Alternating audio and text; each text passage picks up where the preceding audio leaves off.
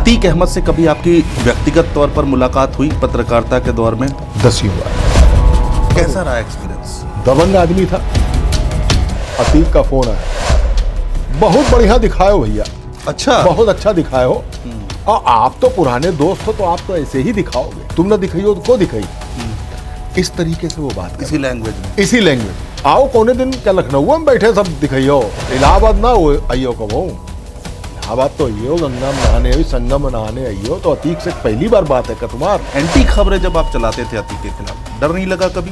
Raw और IB की information आई कि मेरी सुपारी नेपाल में परवेज टांडा को दी गई। परवेज टांडा आईएसआई का एजेंट था जो फेक करेंसी का काम पाकिस्तान के लिए करता था। उस परवेज टांडा ने मेरी हत्या कराने के लिए उत्तर प्रदेश में एग्जीक्यूशन किया। आईबी का इनपुट था कि मुझे ट्रक से कुचल के मारा जाएगा। क्या बात कर रहे हैं? आपने सवाल ये पूछा ना कि आप डरे क्यों नहीं। तो तब नहीं डरे तो अब क्या डरेंगे? उत्तर प्रदेश में राजनीति और गुंडा राज, माफिया राज, बाहुबल दोनों को अलग अलग कभी देखा नहीं जा सकता था। ब्रजेश सिंह, बिल्कुल, मुख्तार अंसारी, अतीक अहमद, रिजवान हैदर, नाम गिनाता चला जाऊंगा। नाम आप गिनते गिनते थक जाएंगे। वोट देगा है नेताजी का, किसकी औकात है जो नहीं देगा। खुफिया का ऐलान था बुंदेलखंड में कि वोट नहीं मिला अगर मां को तो हैंडपंप से पानी नहीं खून निकलेगा। मुख्तार अंसारी, अतीक अहमद का कॉन्वॉय रुकता है ना, काफिला, एक नंबर की गाड़ी, काले रंग की फॉर्च्यूनर की फ्लीट रुकती है। कहां मुख्तार अंसारी, मुख्तार अंसारी, मुख्तार अंसारी, अतीक अहमद, अतीक अहमद, ब्रजेश सिंह।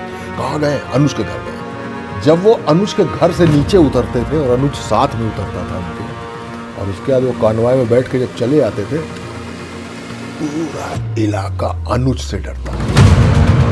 ये दोनों भाइयों का आतंक तो सबको पता था। इनका जो बेटा असद है वो भी इसी रास्ते पर था, इतना ही खूंखार था, इतनी बदतमीजियां थी उसकी। जो एक लड़की को कॉलेज के रूम में रेप करता हो, जो एक लड़की को इस कदर प्रताड़ित कर चुका हो कि जिसका बाप अपनी 2 बेटियां लेके बॉम्बे शिफ्ट हो चुका हो, उस आदमी को अतीक ने नहीं रोका। एक अलग बात है, उसकी मां ने भी नहीं रोका। मदरसा कांड में 8-8, 10-10 साल की, 12-12 साल की बच्चियों के साथ रेप हुआ था। सिविल लाइंस जैसे इलाके में उसके भाई के 2-2 कमरे होटल में बुक रहते थे, केवल इसलिए कि आज पता नहीं किस लड़की में भाई का दिल आ जाता, उसको वहां कमरे राह चलते लड़की उठा लेते थे। दम चाहिए गाड़ी से निकलने के लिए। बिल्कुल, शूट आउट चल रहा है, एक आदमी का मर्डर हो रहा है, शूटर इधर से शूट कर रहे हैं, गुड्डू मुस्लिम बम चला रहा है, उधर से गनर गोली चला रहे हैं। जब उसको लगा मसला भारी पड़ जाएगा, दम चाहिए गाड़ी का दरवाजा खोल के पिस्टल लॉक कॉक करके और गोली चलाने का।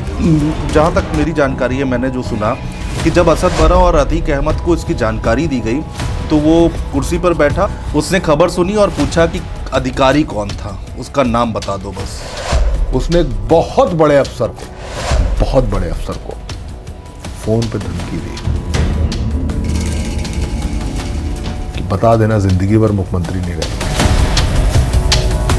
और बता देना कि जिंदगी भर अतीक भी जेल में नहीं रहेगा।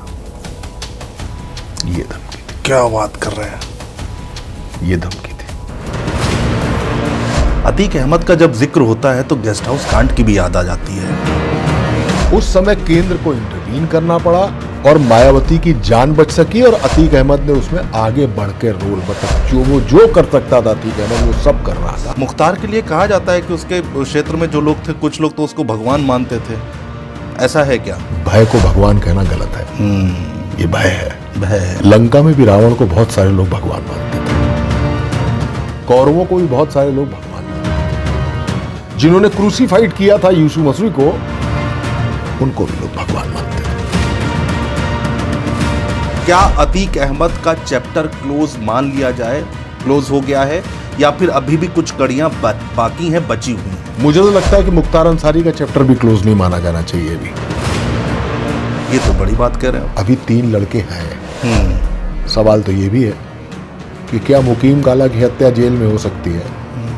तो ऐसा तो नहीं कि कल कोई राज खुलने वाला और ये तीनों माफी है।